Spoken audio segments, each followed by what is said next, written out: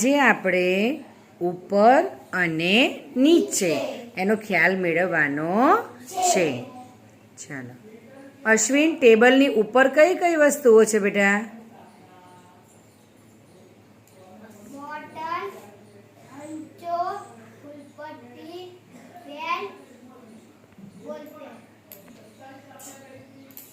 રિયા, ટેબલની નીચે કઈ વસ્તુ છે બેટા?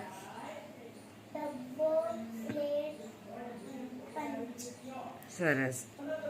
રેશમી, બોટલ ક્યાં છે બેટા? લક્ષ્મી, સ્લેટ ક્યાં છે? રાજલ, ફૂટપટ્ટી ક્યાં છે બેટા? સરસ.